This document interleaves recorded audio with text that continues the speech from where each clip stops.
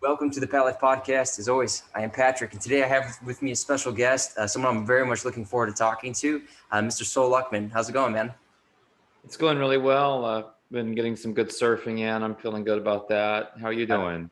Doing well. Wait, where are you? Are you on the West Coast?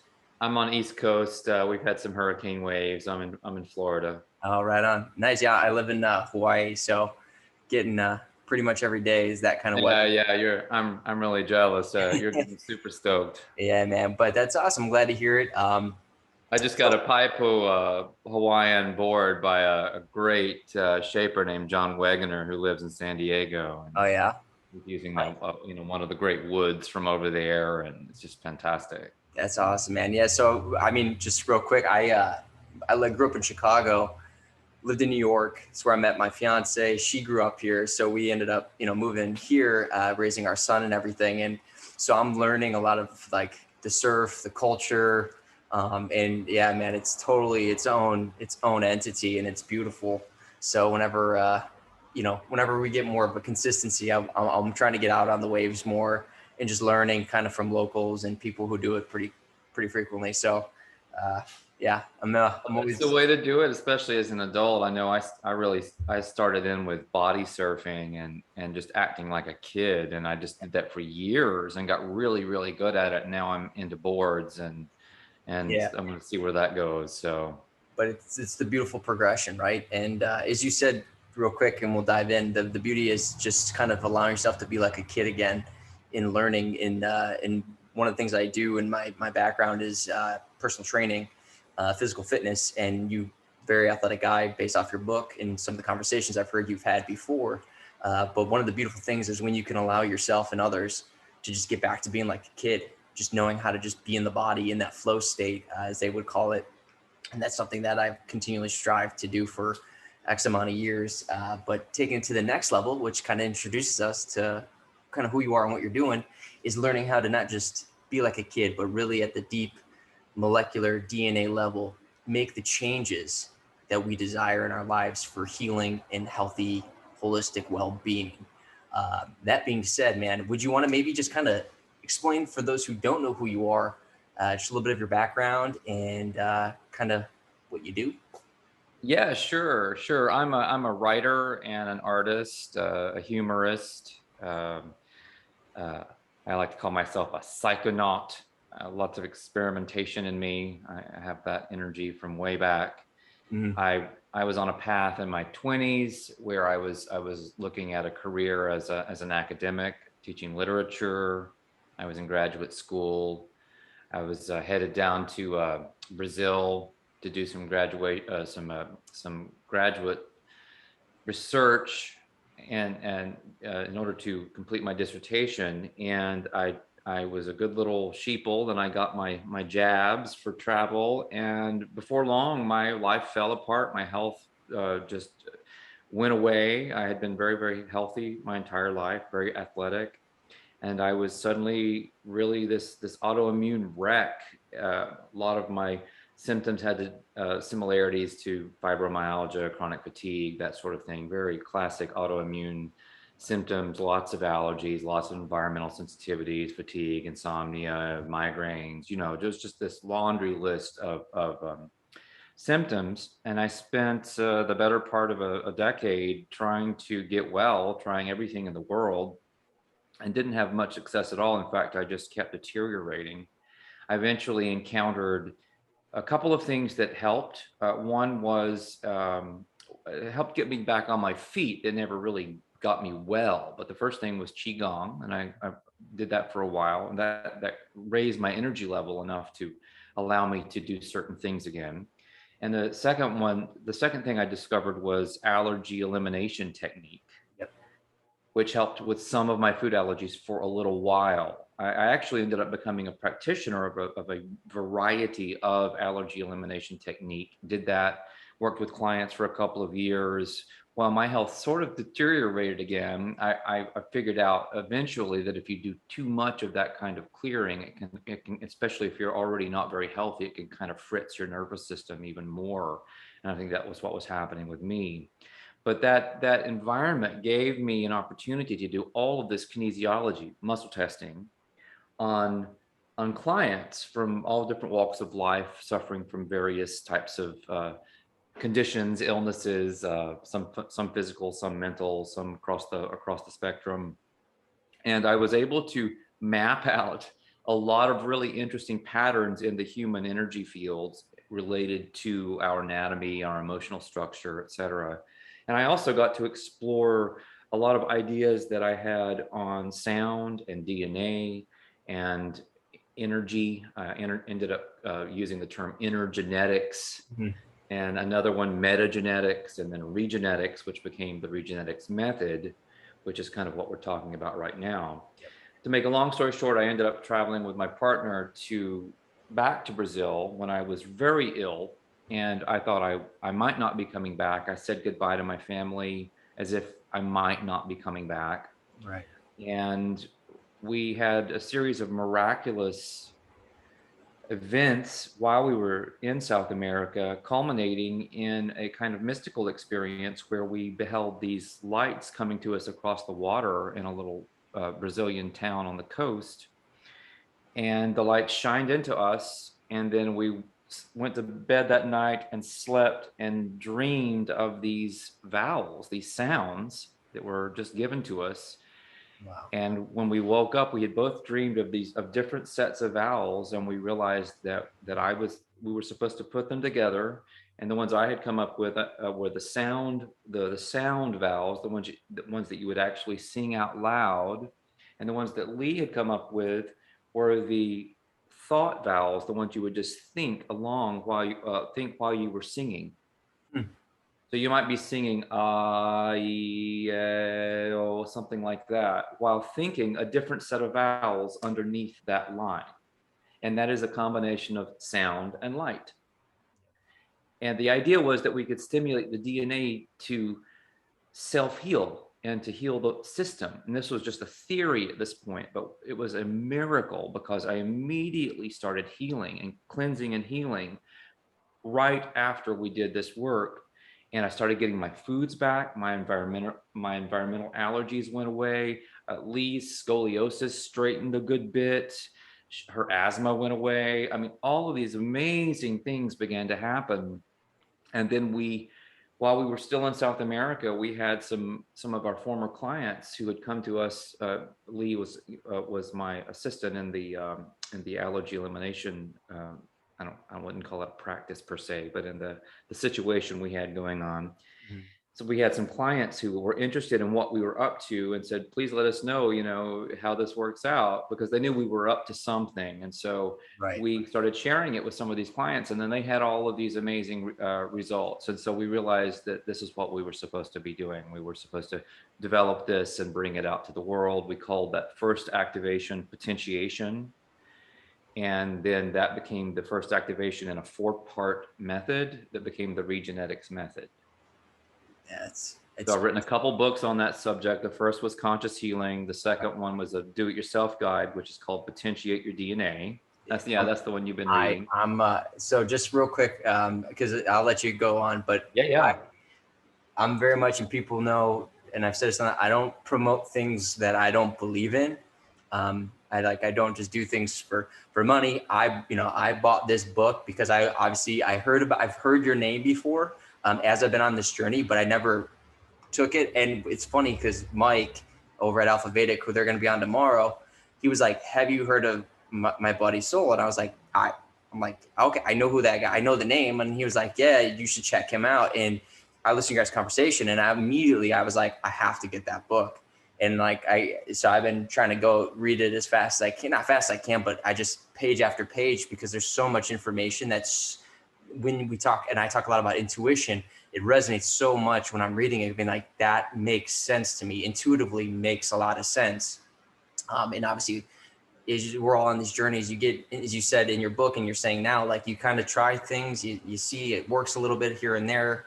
You're kind of just hoping things will work. But when you know intuitively that there's something to it through that journey of gaining knowledge and experience, I was eager to get the book, and I highly recommend everyone gets it. We can talk more about where they can get it later, but that's just where I think today we can really dive into a lot of that, if that's cool with you.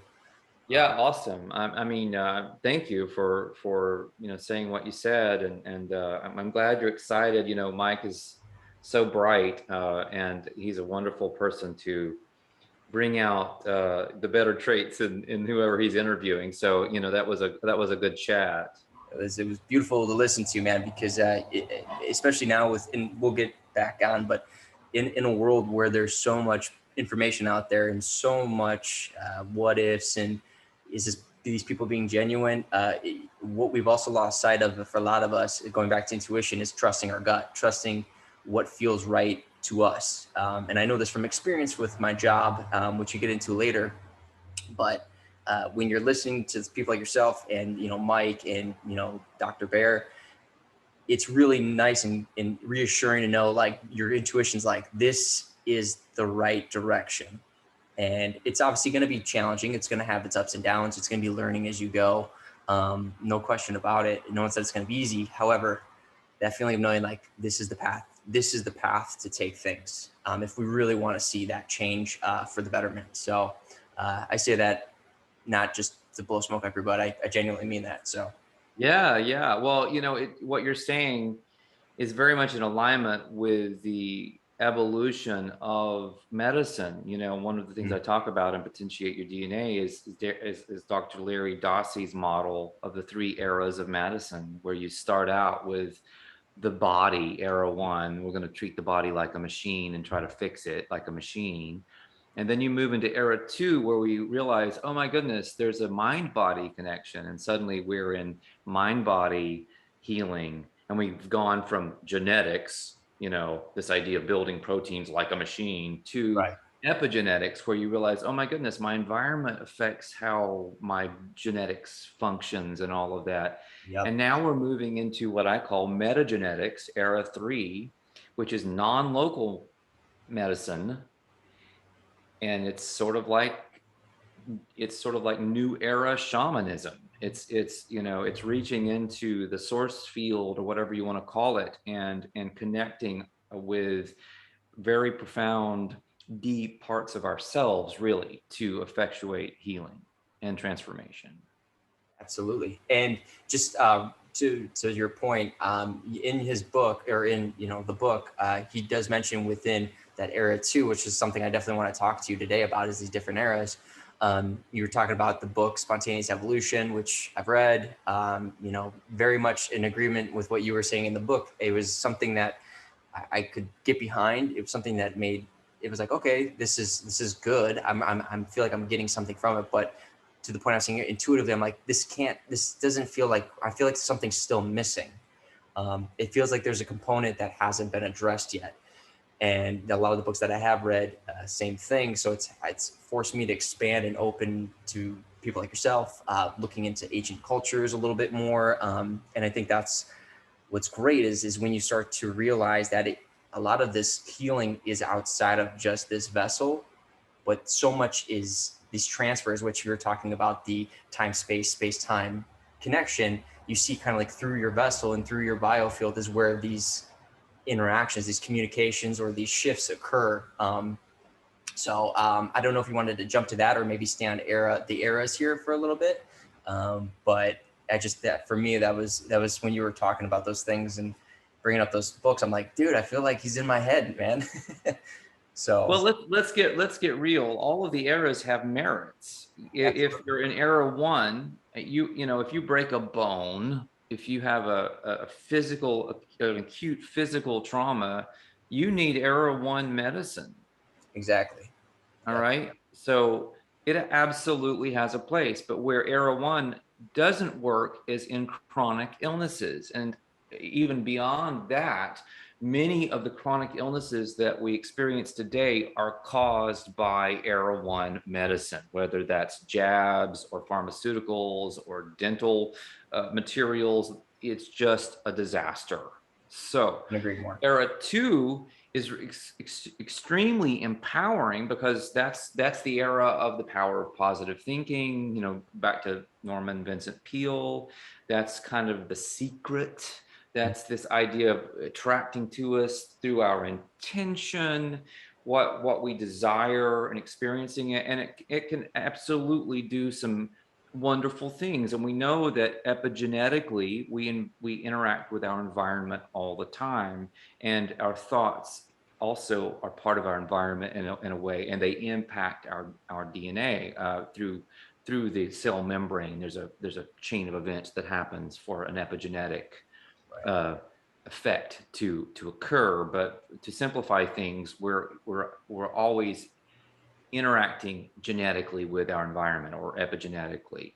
But Mhm. really, if you stop right there, you end up with a final question. It's like, well, where is God in this picture? Where is the creator in this picture? Where is source, or whatever you want to call whatever gave rise to this holograph that we're living in, Mhm. this holographic reality, this hologram? Yeah. And that is the realm of non-local medicine. It is that connection with an energy that can be perceived as higher than ourselves or outside ourselves. But if you go the full Monty and you really follow logically what it means to have unity consciousness, you're just talking about an aspect of yourself ultimately. 100% agree with that. And I would say there. It's not that there can be only one. Like in Highlander, it's there is only one. This is a law. This right, is a right. law of one concept here. Oh, absolutely. And I was listening to obviously your guys' conversation with Alpha, and you were bringing up a lot of that, and that's something I now want to explore a little bit more. If you want to maybe just quickly, like an overview of what is the law of one. Yeah, I mean it's a controversial set of channelings, and I have my own issues with channeling in general, and I have issues with the law of one, and I have issues with some of the interpretations of the law of one that are out there. But basically, the the concept behind the law of one is that the universe is one being, and that we are all part of that one being, and that in essence we contain that one being within ourselves in a holographic way, and that one being contains all of us within itself in a going the opposite direction, a macro and a micro relationship, macro hologram, micro hologram. Gotcha. And so we are constantly on a journey to reunite with source and to re-become the one creator, at which point, presumably according to the law of one, we create a new universe and do it all over again, but we with variations. And so that we're bored, we're bored in nothingness. And so we're meant to experience reality, and that's the nature of this one creator. And there's a couple fundamental principles behind that. There's things called distortions, which sounds that sounds really bad, but in fact they are just developments out of the stillness. I call it silent stillness in my work in conscious healing. And the first distortion is free will, and the second distortion is love, basically. And the free will is what puts everything in motion in a certain direction, and love is in a sense kind of what powers it. I mean, there are different interpretations of how those distortions relate.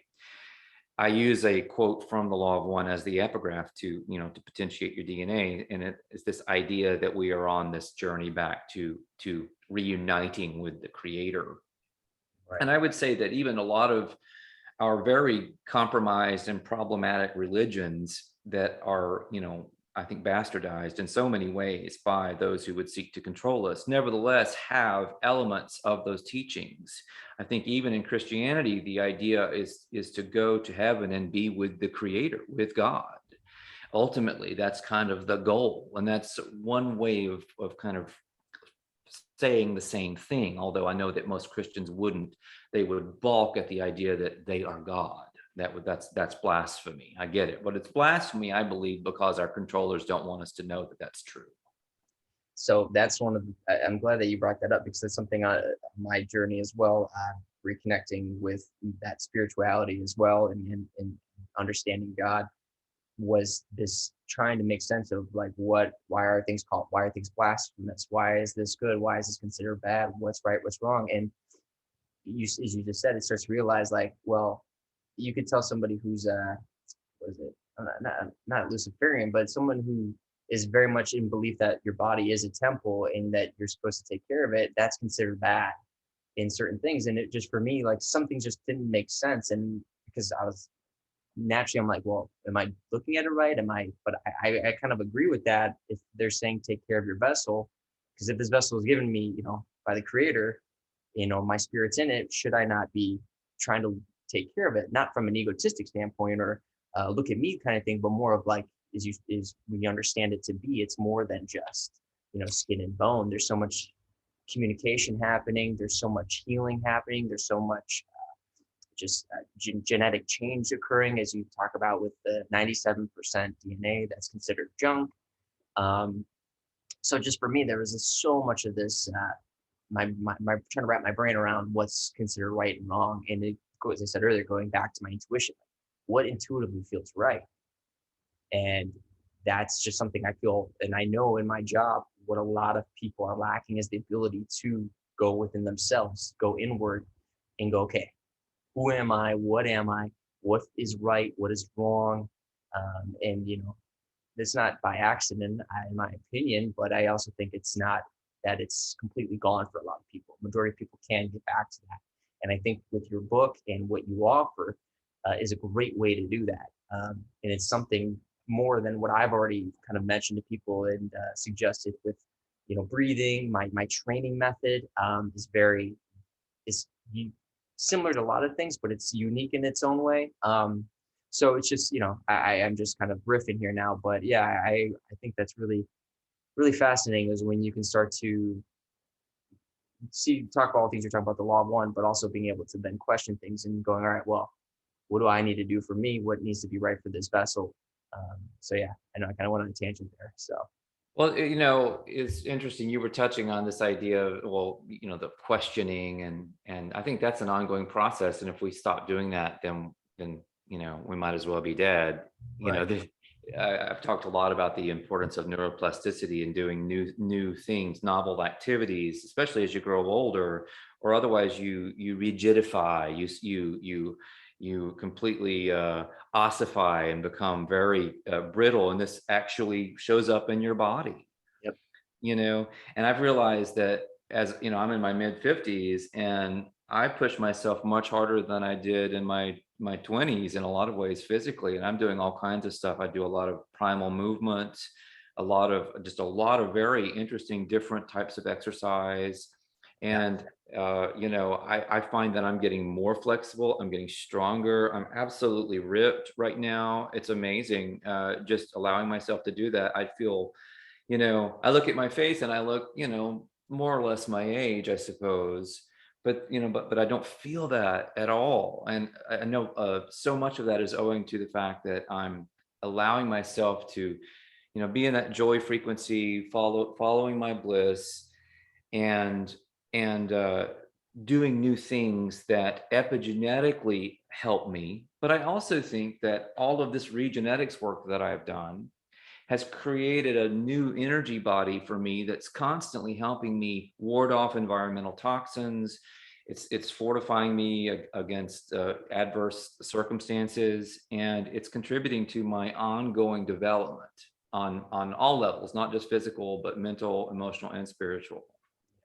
So I love it. So I feel a lot of people maybe at this point be like, okay, what is this Regenetics method? Um, so would it be cool if we maybe just dive into it a little bit and just kind of Sure. break it down, because there's so much awesomeness, so much gravy there. So Yeah, well, it's a four-part method, right? And you start with potentiation, and there's different ways you can experience that activation.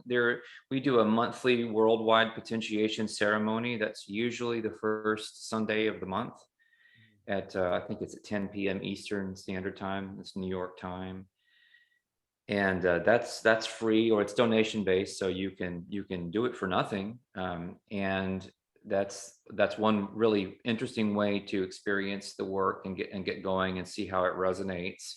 You can also by using the book and a single tuning fork. I think that the whole package is like 60 something dollars. You can do it for yourself. You can learn how to do it, and you can do it for your spouse, your children, your family, your friends, whoever wants to experience it. And that's a very interesting thing, especially in these times. I have a blog post on my blog, or it's at snooze2awaken.com, and that's snooze and then the number 2awaken.com. Yeah.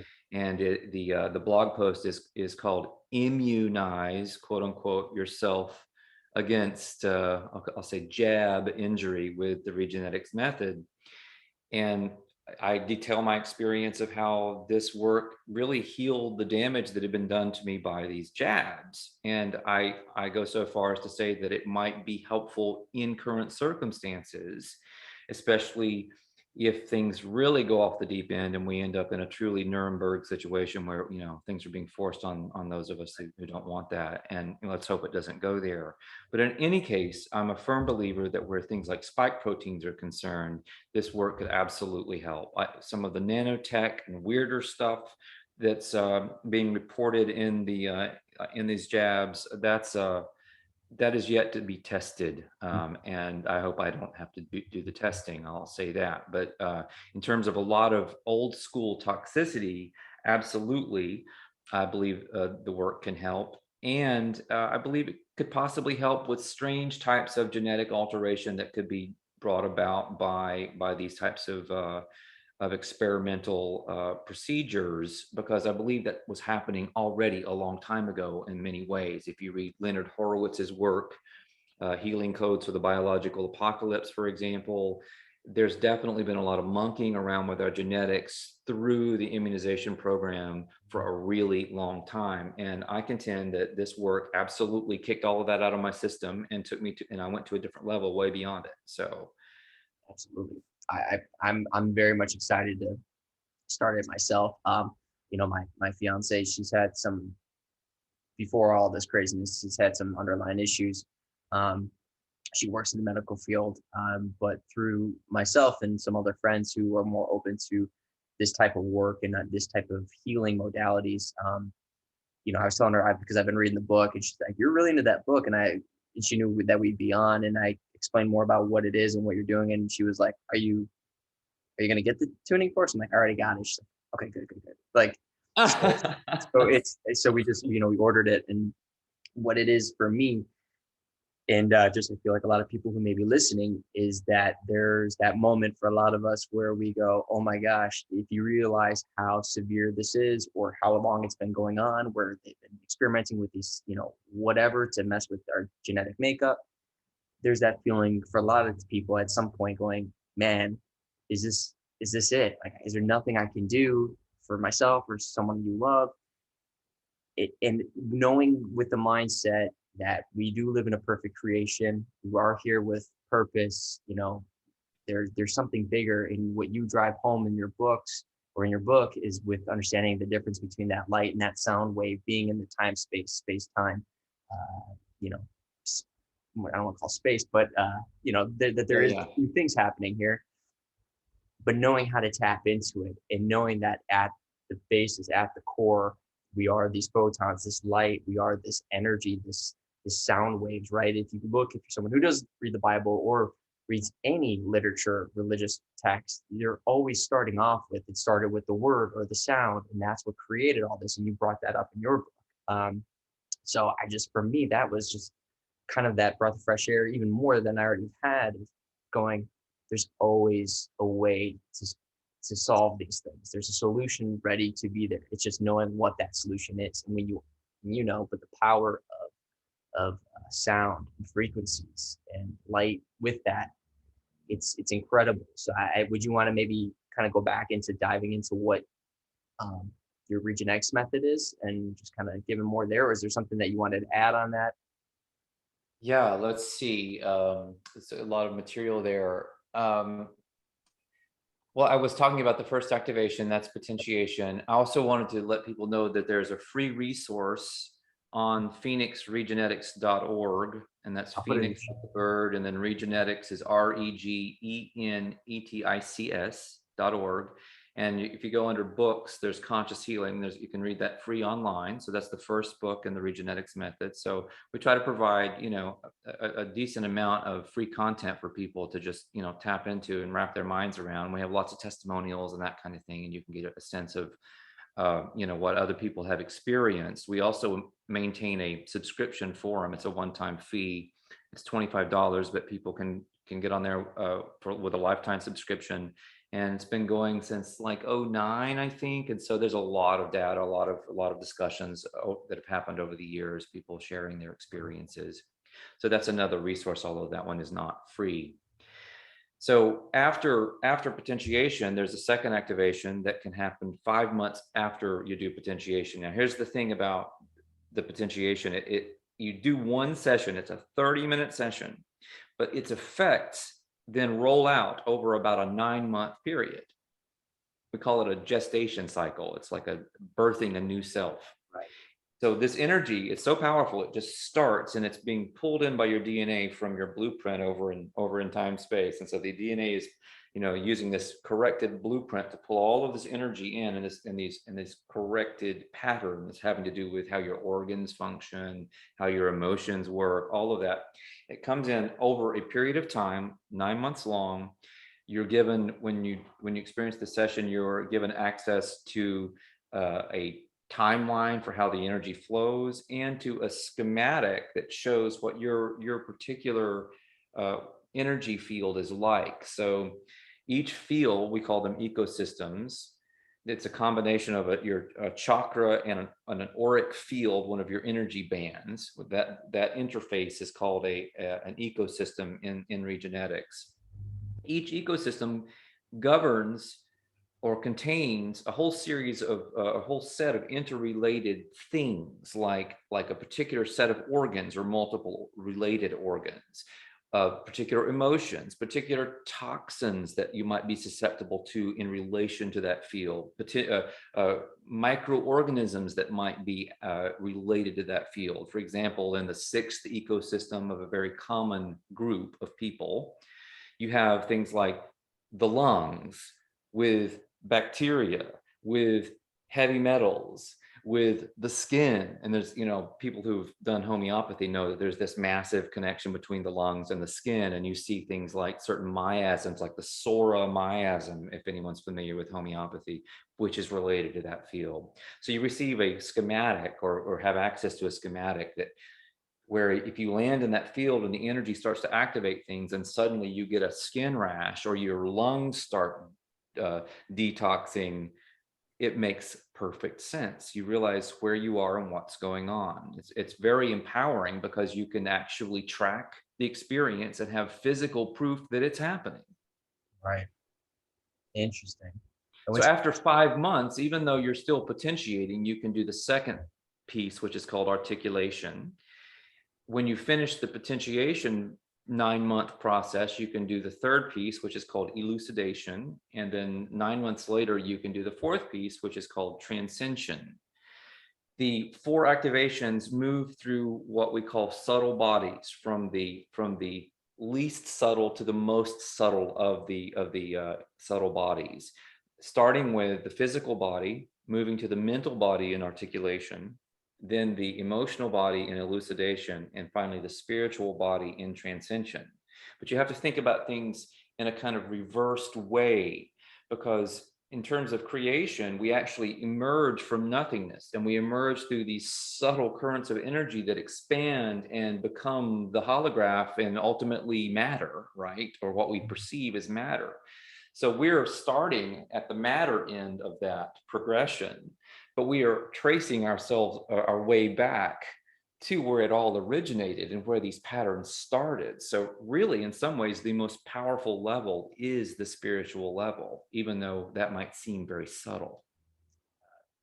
I mean, at least for myself, that's far from it. And it's one of those things where in your book, and maybe we can, unless there's something else you want to add to that, because I want to make sure people read it. And if that are interested, I don't want you to give too much away because I want people to go, but just to give a taste of it.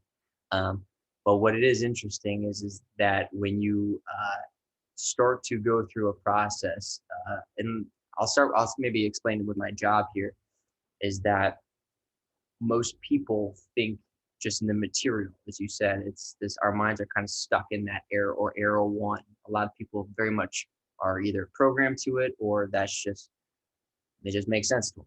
And what you find is that with my job and kind of how I train is allowing people to find, through working through the material, essentially the same thing, allowed through the material to get to a spiritual aspect. Not saying that they're going to walk away being like, I believe in God, but it's a matter of knowing that because so many people are in this era one mindset, without realizing all of your work and what you're talking about, these are things that I've already been kind of doing and not even realizing it, was like, how do I get someone to understand that there's a potential that's far beyond what they believed and what their material body can actually accomplish? So I started building something based off of that. And it's because it's kind of like when you're trying to have a conversation with someone and you're on two different frequencies, it's like, well, where do we find common ground to at least understand points of view, right? So for me, it's like, all right, most people are in that material mindset. Well, then let me address it through the material. Let me allow them to be in the material body.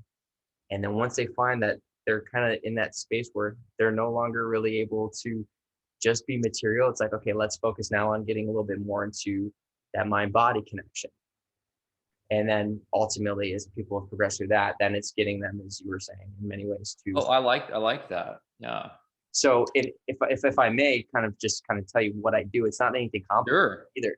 So the biggest thing, and this brought me down the alchemy path as well, is I would see I know you're an athletic guy and you're very familiar with sports and exercise, is when you see people under physical stress, there's a point where you can see it well, at least I can feel it, but you can also see it where they're kind of going into this duality.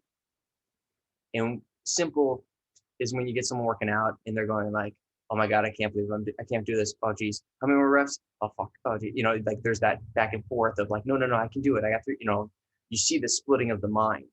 And most people, from my experience, once they get to that point, they just stop, because now that stress, the physical stress, is too much. And they're like, I just need to stay in that material. And I'll be like, what happened? Why'd you stop? And be like, oh man, I got in my head. Like I thought, I knew I had two more after the fact. So it's like material, put them under physical stress. And then it's like, all right, when you get to that duality, which now is the mind body, it's knowing you have two different components in your mind, basically telling you, like the devil and the angel, like you can do it, you can't do it.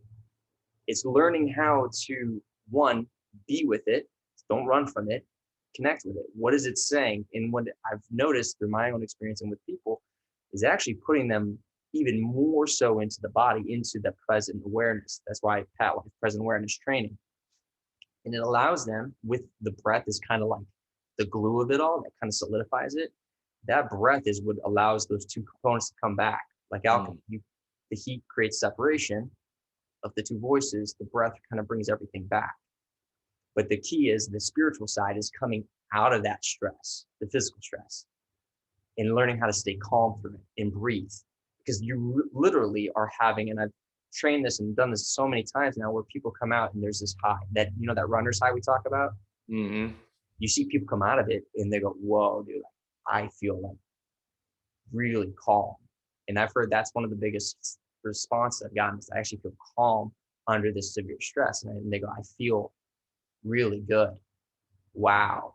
And you realize you're literally allowing yourself to open up all these endorphins, and you're allowing not that adrenal gland pump of stress and cortisol to take over. Rather, you're getting more of that oxytocin. You get, Yes. And you're seeing it, and I'm experiencing it firsthand. And it's within some people, not even 5 minutes of time. It could even be less. It just depends on what we're doing. So this is something I've experienced. But with what you're doing is I'm trying to put people under a physical stimulus, where with this, it's allowing people, it's still a stimulus, just being present with the breath and this sound waves. Well, I think it's all part of the healing and transformative process. To be honest, I believe that most people are out of their bodies. I joked in an interview I had yesterday with Dr. Jason. that we're as a people having an out of body experience. Really, no one's in their body practically, and Nope. that's one of the reasons we don't have an intuition that we can trust, or we don't trust our intuition, Yep. and that we get so easily led astray and led by the nose by all these psychopaths who run the world right now. Absolutely. So being in the body and nourishing the body and pushing the body and all of these things in the ways that you describe, I mean, it's fantastic and it's absolutely necessary, and it's a springboard into uh, greater aspects of ourselves. So I never recommend ignoring the body and just focusing on the spiritual. It's really why Regenetics starts with the body. It's because that's where you have to start. It's the road back. And so you start there and you really get in the body in that way. And one of the ways you get in the body with Regenetics, you're not doing any, well, you're doing some breathing when you're actually, if you perform your own session, but otherwise there's nothing really involved except to just live your life. But you can have all kinds of bodily experiences where you're releasing these toxins, and you're feeling where they're coming out of you from and what's tight because of them, and oh my goodness. And then you connect those to the way these sensations make you think and feel Yeah. and behave, and you begin to have a much greater sense of why things are the way they are.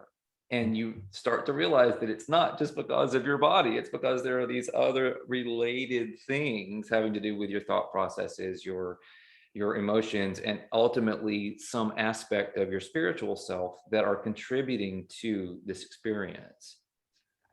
Couldn't agree more. And just if I may, just to tackle back onto what you're talking about with the having so many out of body experiences. One of the things that I can say firsthand, and I've done it with people literally on a FaceTime as we're speaking, is I go, "Do you feel the floor beneath your feet? Do you know where your tension is in your foot?" And people don't even realize sometimes just standing where their attention is with connection with the floor. And this is something, for example, like I'll have people when not even exercising, more very subtle, and they'll be like, "Where do you feel it?" And they'll put their head up. They'll like look to the ceiling, and you realize they're trying to figure out up here in their etheric, in that mind space, where they feel it in their body, the soul. And it's really fascinating to me is because you, as you just said, it's that's a good way to put it. They're having out of body experiences. They're going to that out of body experience, but where do I feel it? Like, That and is funny. and this is so, this is, there's so much to this, and it's opened so many doors for me to like ideas and these potential like realizations. But I will say one of the biggest things is that so many people are completely disassociated from their feet. We can say it's because of shoes, it's all this stuff, but I really believe it's that what you're saying, it's just more of just having that lack of connection of the holistic body, the mind, the body, mind, spirit, and the emotions. A lot of it has to do with when you talk about getting in your body, and I sense that you probably are coming from a similar perspective. It has to do with connecting with the earth. I mean, if you start talking about your feet, I mean, that is your connection with the earth. And I just wrote a novel that came out a few months ago that Mike really liked, by the way. Just left a review. It's Yep. called Callie the Destroyer, and I'll bring it up in the context of this conversation because even though it is a work of fiction, you can read it as a primer for the Regenetics method. It literally tells you how to do it basically without giving you the exact sounds to use. There's an entire theme having to do with what's called the language of the birds, which I write about in my nonfiction books. And that is something that happens in Callie the Destroyer. It's this massive theme. Mm. And the main character, Callie, is really discovering her connection with the earth, and the whole concept behind I guess the setting of the novel is the Gnostic notion that the earth is a living sentient being. The earth is literally Mother Earth, the goddess, and we're living on her body. And one of the first things we have to do if we're to become empowered is to develop a relationship with her. Mm-hmm. And then that opens up all kinds of possibilities of a, I'll say of a supernatural bent. That's see, I'm looking forward to reading that, because when you were talking about it with those guys, I was like, it sounds interesting, but I got to focus on this one first because this is Yeah. definitely. But I mean, if I can't, express enough to people listening, and I'll put all the stuff in the show notes so people can go and find your stuff and the links and everything. Really worth it because, and I'm kind of sidetracking here, but we are in a time where, as you were saying earlier, there's a lot of things being pushed on us and a lot of things that a lot of us are now becoming aware of. And there's that feeling of, oh my gosh, like, is this how I'm going to be? Is this the way it's supposed to be? Is this what my life has become, where I'm just this meat puppet and yada, yada, yada? Mm. Not. And there's people like you and all the great people that we talked about before, and continually more people are speaking up and showing what they can bring to the table, and it's worth everyone's time if you truly want to see yourself or someone you love heal, to start reading and really take a time to sit down and read a book, or listening in, or whatever it may be, because you will get something from it. I can say that from experience. So I just had to throw that in there real quick because I love this stuff. Yeah, it's worth pointing out to people that, and I know that a lot of listeners have probably had this thought on some level. It has to do with what in the law of one is called catalyst. And catalyst is experience that is perceived as negative, that pushes your boundaries and that forces you to change and transform. What we're getting on a global scale is a massive wave of catalyst. And on some level, I think we can, as individuals, but also as a collective, we can make a decision if we want, between being kind of swept under by this huge wave of catalyst or riding the wave of catalyst into higher, I don't know, higher avatars, higher dimensions of experience. I have a blog post somewhere, which is a chapter in a new book that I'm working on. And the blog post is hanging 10 over the apocalypse. I like that. I like that a lot. And so really, we should be looking at ways to surf on top of all of this. And I say that metaphorically, ways to reimagine our individual lives and our communities, our social structures, everything. I mean, this is what Alpha Vedic's doing, and Cortal, Mike's project with cryptocurrency. I had an interview with him recently. That was really fantastic. They're re-envisioning the human experience, and we can do that on individual levels too. Someone might get fired from their healthcare job, but then suddenly they realize they're in a community of people who have also been fired because they refuse to go along with this tyranny, and they decide to do in-home healthcare as a collective. Yep. And maybe there's a handful of nurses and there's a doctor or two, and oh my goodness, they start making real differences in people's lives because they're no longer having to follow the rules of these despotic hospital systems. Absolutely. So much good can come of this if we can just make it through together. And the first step in making it through is relearning the power of no. Yep. Yep. Could not agree more. And through that, just to add on, it's that power of no, but it's really putting you back in your own cockpit of knowing you're back in the seat. And that's what's so great is we, a lot of us, or a lot of people will want to change the world, but it's a matter of, like, you have to, as you know, a lot of people know, you have to go in first, explore that, and then that's then ultimately the reality then you see it as, or your hologram is looking at things in a certain way that is going to align with the outcomes that you desire, or as you said, you're now riding the wave.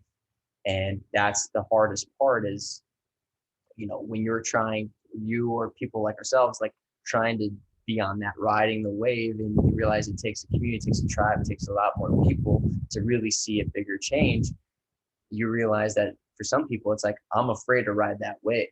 I'm afraid to pop up myself. I want someone else to get me up on that board. And it's like, you have to be the one to do it.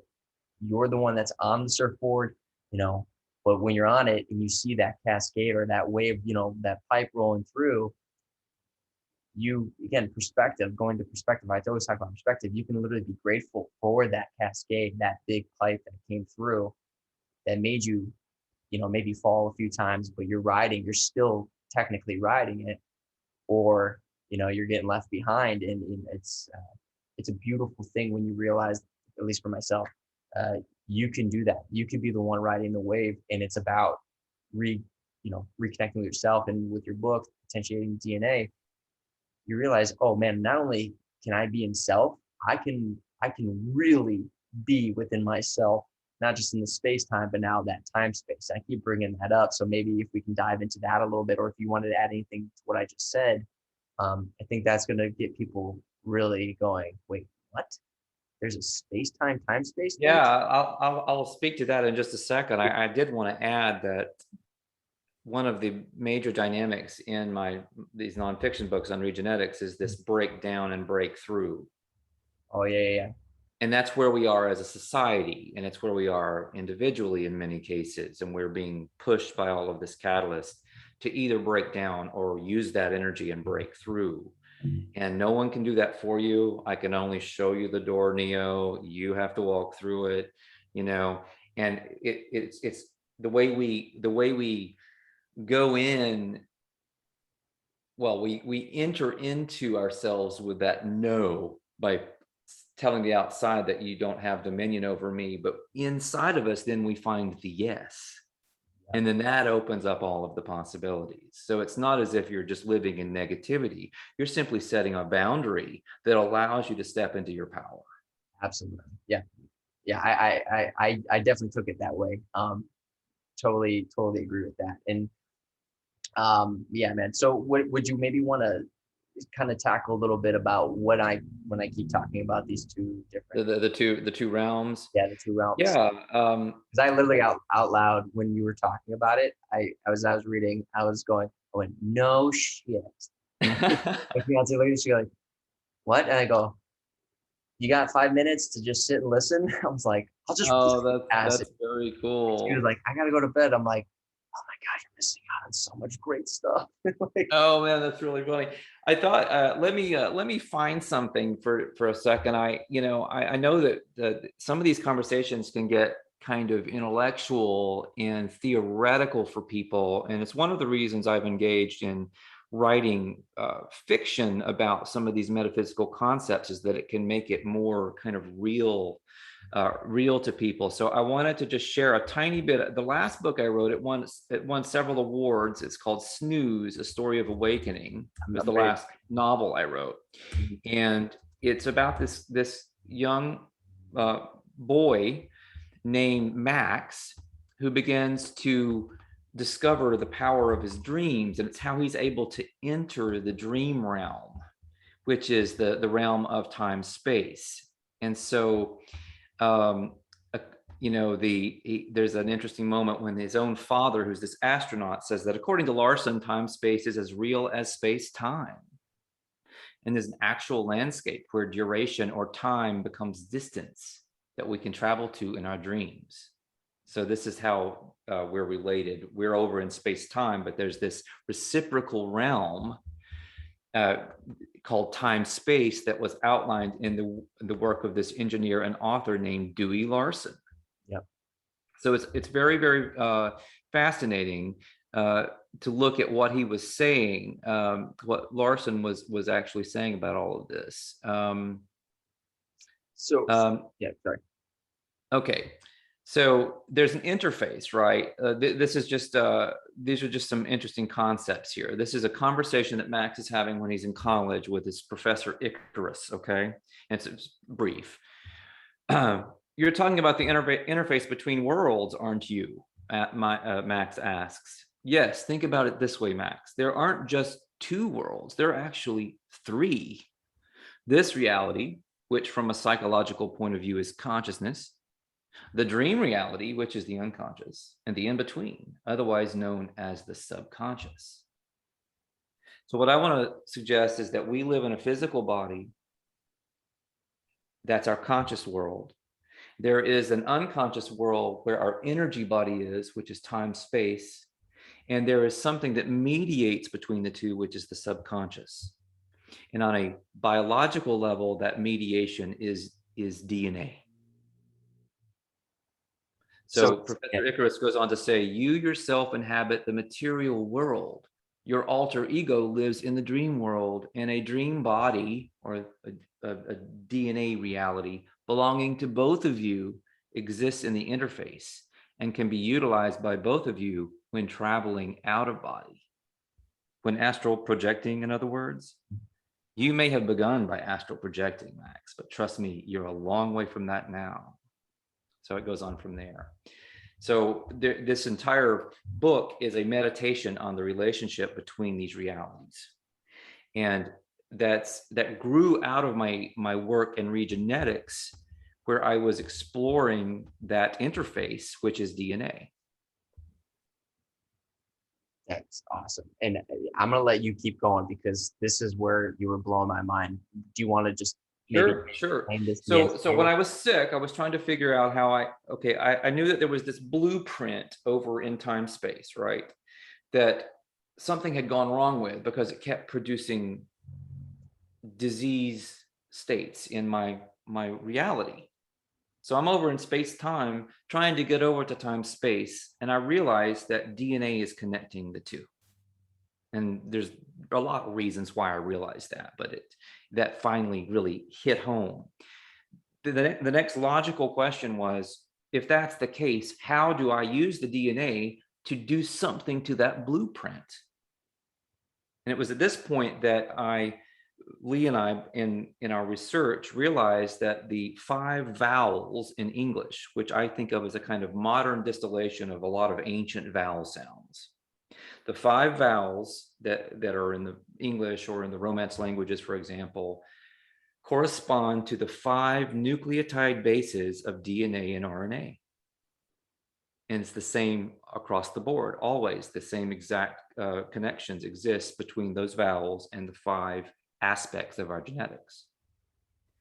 So when you sing the vowels and think the vowels, you are stimulating the DNA to actually project an energy into time space, a conscious energy with intention that is capable of accessing that blueprint and looking for any distortions or, let's say, problems within that file. It's like defragging a computer.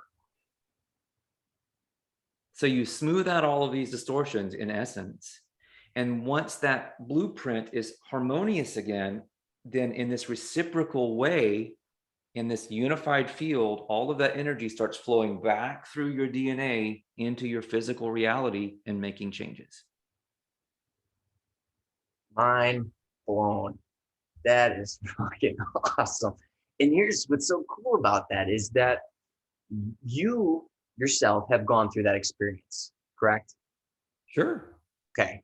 This is kind of like a toss up here, but how many people now that have you worked with over? So how long has this been going on that you've been, I don't want to say kind of guiding people with this method? How long has it been exactly? Since 2009? It's been since around 2004. Okay. So 16, 17 years, 17, I don't know. Okay. So the dates are a little fluid there. So with that time, the experiences, you said you have testimonies on your websites and places, but what are some of the feedback that you've gotten from people in their own experiences? Because this is where people who maybe aren't in tune, again, the frequency, the resonance of what we're saying, you can't take away somebody's experience. And that's the thing that we lose sight of for a lot of us. So is there things that stand out to you, like people's experiences where they've gone through proper healing because of this, like that you can kind of rifle off, or any that stick out? Yeah, sure. I will say, first of all, that that we do the work in various ways. We have like individual clients where we schedule a session and we do that remotely. We have the worldwide ceremony that I described. We have people out there who are doing their own potentiation by reading the book, or who are getting their potentiation done by someone who's read the book, or maybe they're getting their potentiation done by a certified facilitator of the method, right? So there's different ways that people are experiencing, especially the first level of this work. So you have all of that going on. So if you add up the numbers, I have no real way of knowing. Right. But if I had to guess, I would say that probably we've probably had over six figures of people experience the work. We're probably somewhere over 100 and maybe less than 1 million people who have actually experienced this work in some way. So Yeah. And um, just sorry, real quick, to my point as well. I'm not just talking about people who did this and they, had the sniffles and then they were fine. Like this is like, I mean, that's part of it, but this is truly people healing, not just kind of dealing with their symptoms. So I just wanted to make that clear for anyone who's not understanding yeah, this. I mean, but healing can mean different things Of too. course. I mean, and sometimes people do this work and they get the sniffles because their sinuses start to detox, right? And they Right. can go through different levels of detoxification. So you have to look at the results of the work as from a long-term perspective, because just the first activation is a 9-month process. But very often you'll have people begin to make breakthroughs within that first 9 months and even early in that period of time. Sometimes people reach the end of the 9 months and they don't feel that a lot has happened. That does occur, and there's a whole reason for that. It's that their problems are actually at a deeper, subtle body. That's why we go from the physical to the mental to the emotional to the spiritual. It's like an archaeological progression. You don't just take a shovel and stick it down into an archaeological dig and start shoveling big heaps of material into a wheelbarrow. You take a little tiny brush and you move down through the soil so that you don't disturb what's going on. So we start at the very top, and we don't disturb those deeper layers, because you want to clear any debris from or anything from the top, so that you make the next layer down available for actual healing. So there's a whole rationale, there's a progression through the activations.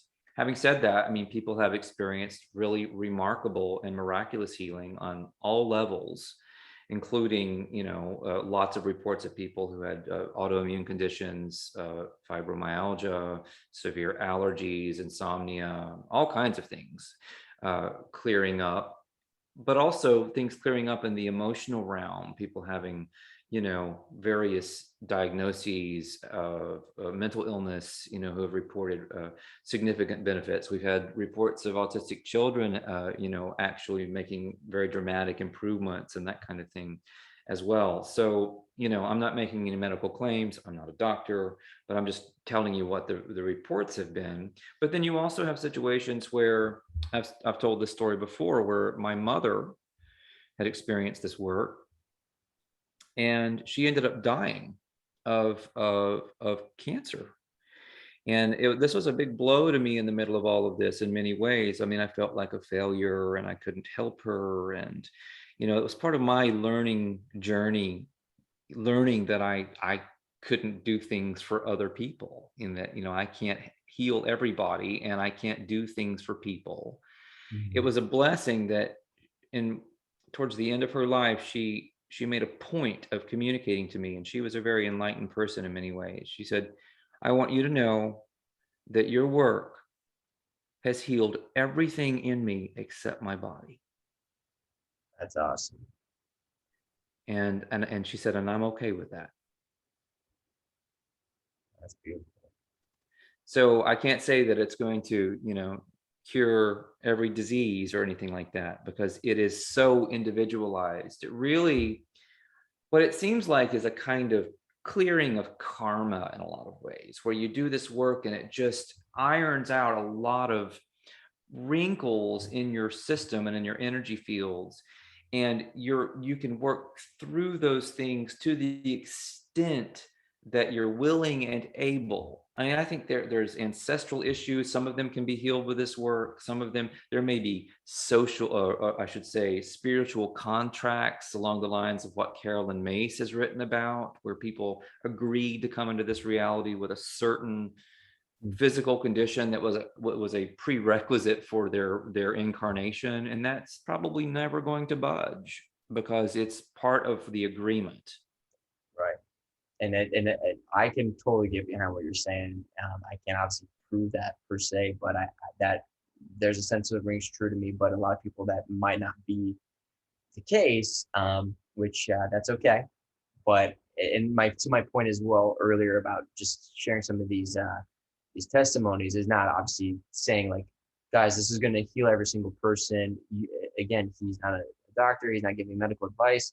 He's just saying these are people's experiences. And at the end of the day, it is everybody's own experience. It's not going to be a one ticket show type thing. So, Well, yeah, that's the beauty of it too, man. It's like I mean, because people have the most amazing life breakthroughs that they write to us and share very often. It's just amazing the pathways that open when people start to do this work, things that people either had wanted to do, could never do, maybe had forgotten about, things that have been blocked, and all of a sudden it's happening, or something else is happening that is better or is a lot like it, or it's just amazing to feel all of this. It's gotten almost routine. You can get a little numb to it because it's so common to get these kinds right. uh, of emails, from people going, I just have to tell you what's going on. This is the wildest thing. And, and then they just start on this story and it's like, oh my gosh, here goes another one, this is just amazing. And I mean that's a good I don't want to say problem, but a good consistency to have, right? Is to the point where you're getting it so often where you realize like, oh man, like I should be more excited. But at the end of the day, right, there's so much enjoyment because you're still doing it, you're still passionate about it. It sounds you're obviously coming on and talking about it, which I'm very grateful for. And that's the thing that's great about this whole journey, this experience, is knowing that these modalities, these things might really allow people to connect. But at the end of the day, these are just kind of getting people potentially on that path of, again, look at themselves not just as the material, but going through the three different eras of, as we mentioned earlier, just the material, that mind body, but then also looking at it from the meta genetics. And that's what I love about so far, and just I'm seeing and hearing and reading your work, is that we're giving the opportunity to look at and experience ourselves on this what a holistic self essentially. And when you do that, and I haven't done it yet, and I 100% plan to go through it, it makes it invigorating and exciting to even more than I already am, of waking up every day and being like, am I capable? What is my potential?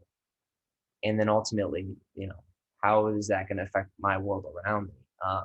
So yeah, that's just where I get just completely just like a child again, that giddy of like, what can we do, what can I make with this? Creativity starts to blossom and flow. So Oh, that's it. That's the mentality that you want to have. You do want to have that kind of childlike openness to extreme possibilities because of everything that I've seen. I know that these extreme possibilities very often happen, but they don't happen to people who tend to be kind of rigid and not very open to the possibility. You can kind of shut down. There's a whole science around this, and it has to do with negative emotions and fear-based emotions can kind of shut down your DNA so that it's less available for activation. right. And this is there's a scientist named Glenn Ryan. His work is all about this. But then when you experience joy or that childlike openness, your DNA suddenly becomes available and can experience all kinds of healing epigenetically and otherwise through something like this. It's like you kind of want to be like there's a scene. I watched this movie recently again.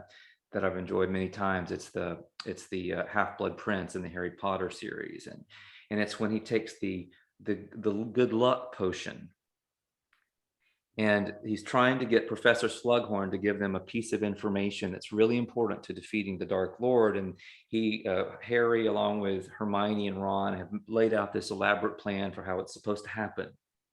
And Harry takes the potion, and instead of going along with their plan, he starts out the door, and they're like, "Where are you going?" And he said, Yeah. "I'm going to go visit my friend Hagrid." And they're like, "Wait a minute, you can't do that. We have to get the Slughorn." And Harry says, I just feel that's the right place to be." Yeah. So he's being this child, and he follows his nose and runs into Slughorn on the way there, and they go down to Hagrid's, and one thing happens after the other, and before the evening is out, Slughorn is divulging this incredibly important secret. Right. Yep. And this is how Regenetics works for a lot of people. They do the work, and they may not have an immediate miracle, but then they meet some teacher who has a little piece of information, and then it gives them a website, and they go and they start exploring something, and then suddenly they're doing something, and then they're really good at it, and then they get a job offer, and then suddenly they're in a new career, and they're doing what they were meant to do. And then they may or may not say, well, it was because of Regenetics. Right. But it kind of started there. It's very interesting. The reason I can say that it may have to do with Regenetics is I believe this work raises like your energy fields, what we call attractor fields, so that you're literally attracting more positive, higher outcomes to your experience. Totally. I mean, I can get behind that. And when you, and maybe we could talk more, kind of going into this 97% DNA, if you have time, and understanding the 3% that we talk about, and understanding, kind of going back to that, and that transferring that is occurring there. Would you maybe want to explain a little bit more about that?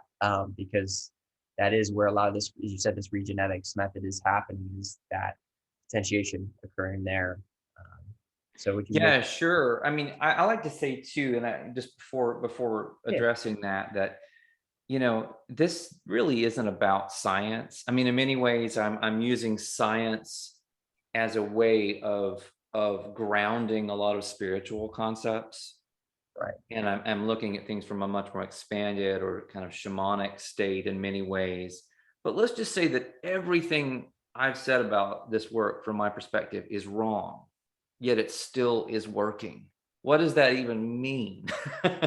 It means that a theory is incorrect, but the practice has validity. And you could say this about many traditional remedies down through the ages, where bitters actually do help an upset tummy. We just didn't know why 300 years ago. Right. Right. Now we have a better idea how they're stimulating digestive juices and blah, blah, blah, blah, blah, blah, blah, blah. The theory's gotten better, but the experience is the same. So really, it's not about theory. It's not about DNA. It's not about science. It's about changing your life. Yeah. I mean, I definitely agree with you. And I think, and I'm in that same mindset, but it's also for a lot of, as we were saying, a lot of people naturally being in that era one, where it is the material, it's hard for people to process and grasp to such a degree what we're talking about. But I'm with you through and through on that, because when you can allow yourself to get to that place, at least in my opinion, you're not stuck on like as you said, the little nitpicks of theory and this and that. You're looking at the bigger picture. So yeah. Sure.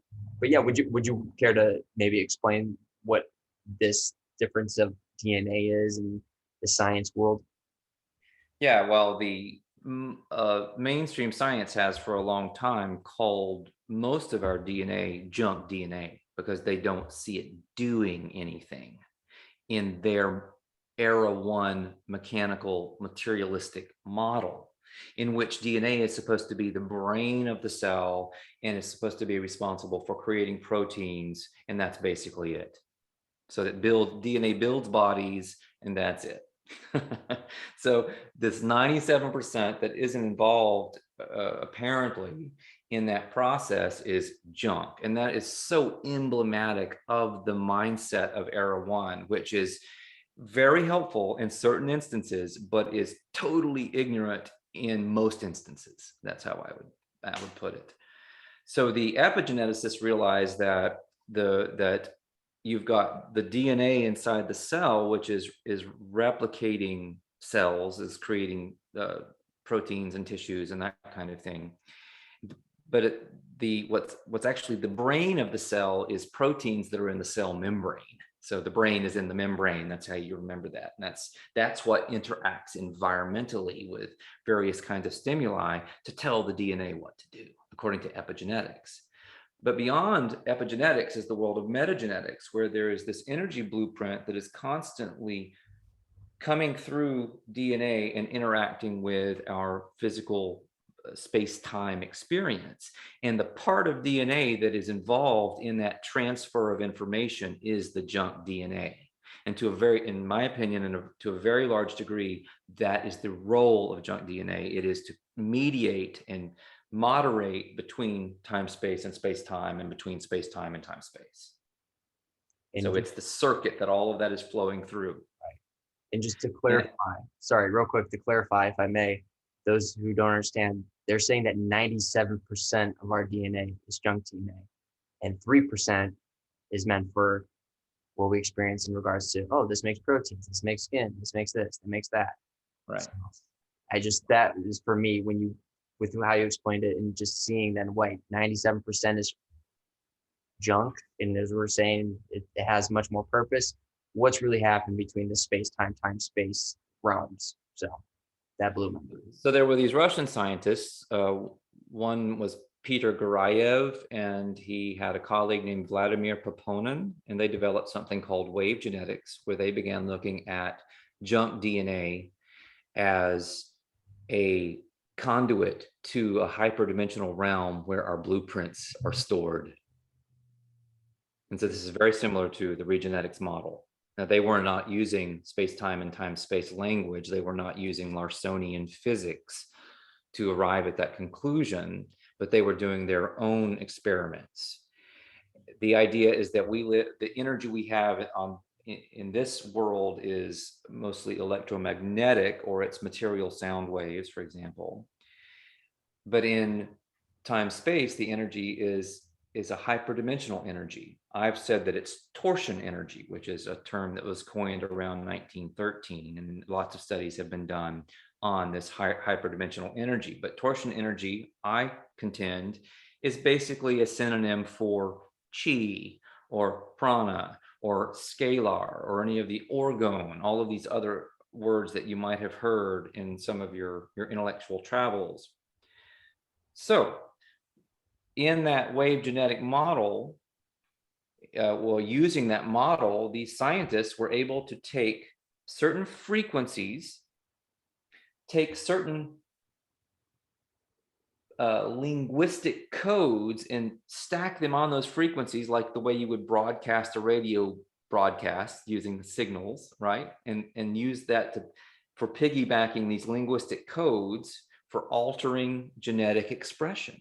And then they would beam that through the DNA into the time-space or hyperdimensional realm, and they would change elements of the blueprint of the patient or of the test subject, and then they would see material changes occur back in this world following the experiment. They actually regrew adult human teeth doing this. They took a salamander, or I get this reverse, but they took either a salamander or a frog in the egg, right? They beamed a new genetic code to it, so that when this being hatched, the frog became a salamander, or the salamander became a frog. It was one or the other. Oh shit. Okay, so they literally were just playing God, using in the beginning was the word. And so they were using sound and light, let there be light, to change creation.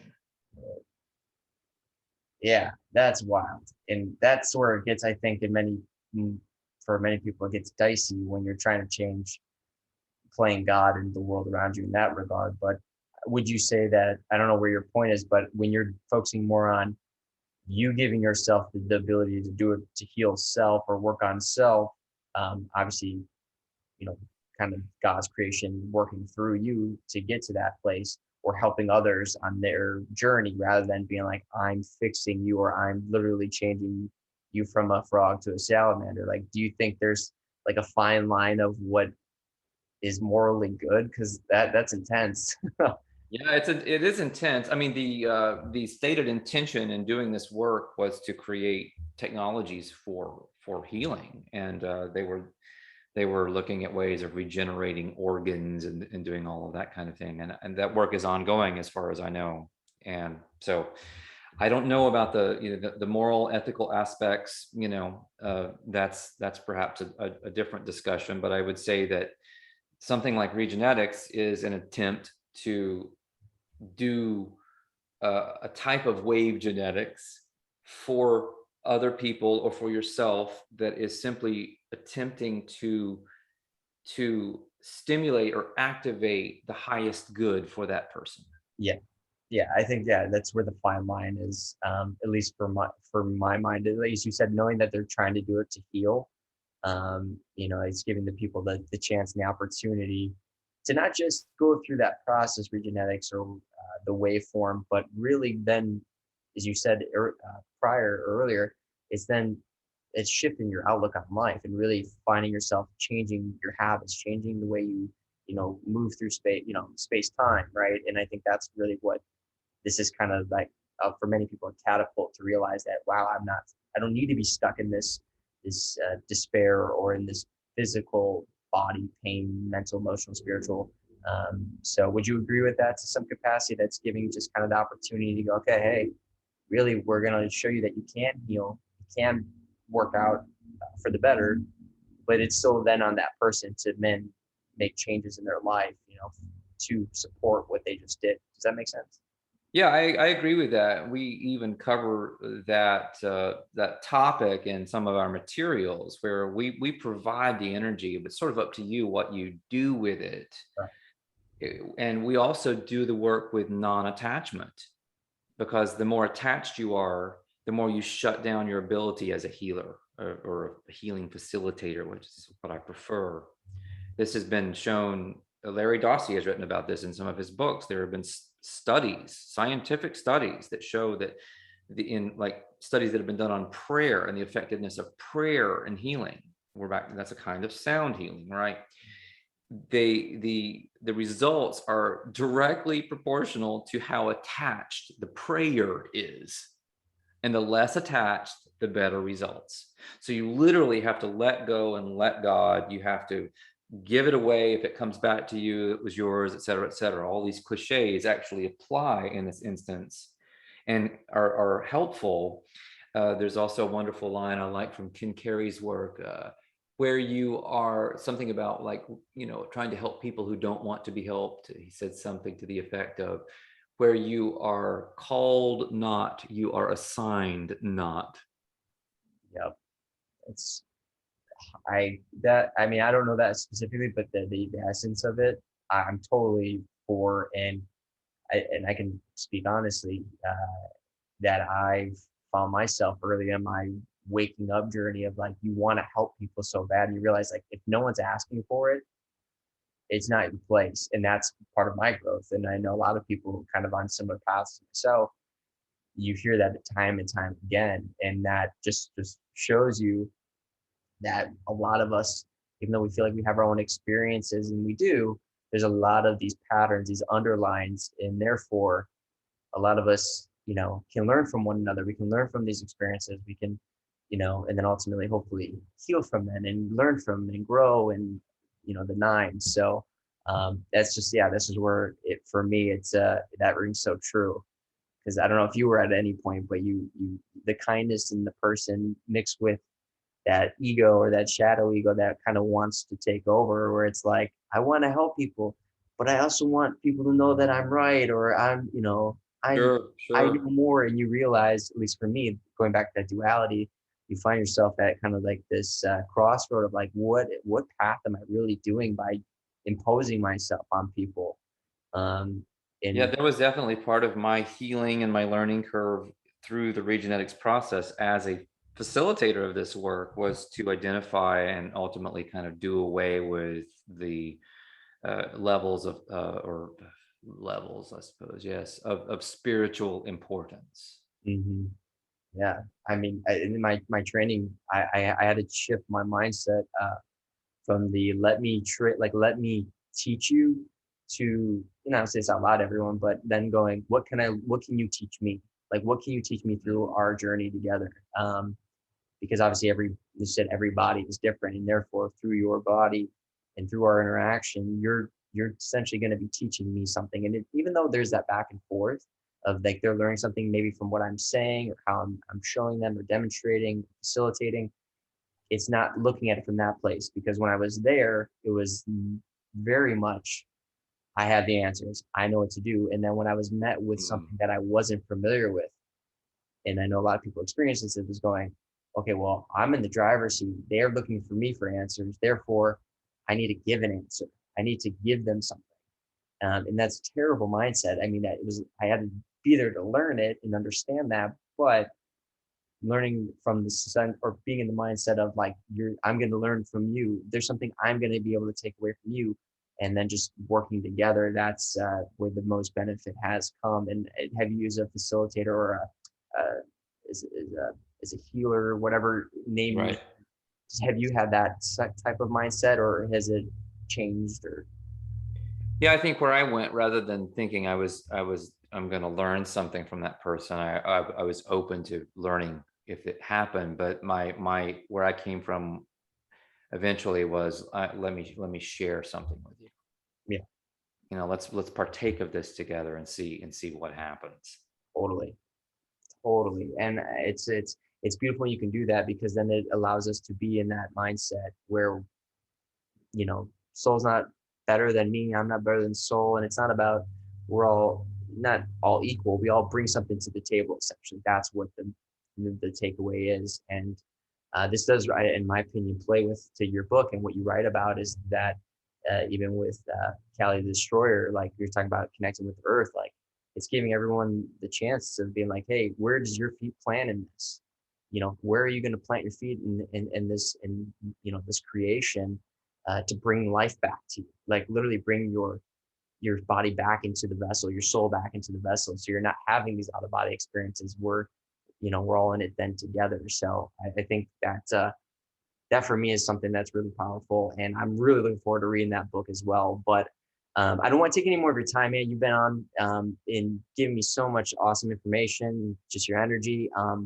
Would love to talk about way more things. Hopefully, we can have you back on at another time. It'll Um, be my pleasure. Dude, yeah, man, because I'm still thinking about like your animal totem. Like, there's so many things that I want to bring up, but again, I don't want to go too crazy long. But with that, where would be the best place for people to find you, your work, that you're willing to share? Yeah, sure. There are three websites that are the sort of my little triumvirate of websites. There's my personal author slash artist website. That's crowrising.com. Crow like the bird. Crowrising.com. The Regenetics website is phoenixregenetics.org, and my blog is snooze2awaken.com. And I do a lot of blogging on COVID issues and freedom issues and non-compliance, civil disobedience, looking at germ theory. I'm also serializing snooze over on the blog if you want to go and experience that for free. It's both a written text and an audio version that I'm serializing, so people can do that. I like to create a lot of engaging content for people, and you can cast off of all of those formats. It's over on it's called Saul Luckman Uncensored, and it's on Anchor. So if you're familiar with that platform. No, I'm not. Is it an app or? Yeah, I guess it is. It's like anchor.fm or something. But if you end up on any of those sites or look up Saul Luckman Uncensored, I also put the same videos up on BitChute and other places, so you can find that. Okay, yeah, I'll make sure to put it all in the show notes. But no, I really appreciate your time, and I feel that a lot of people are going to be able to take something from this. I know I have, and I haven't even finished the book. But again, yeah, I highly recommend this. Potentiate your DNA, man. The amount of time you put into it, not just writing it, but obviously your physical experiences and your trials and tribulations, it speaks through the pages, man. So thank you so much. for your time. Thank you so much for all you're doing. And on that note, everyone, thank you for tuning in, and we'll see you next time. Have a good one.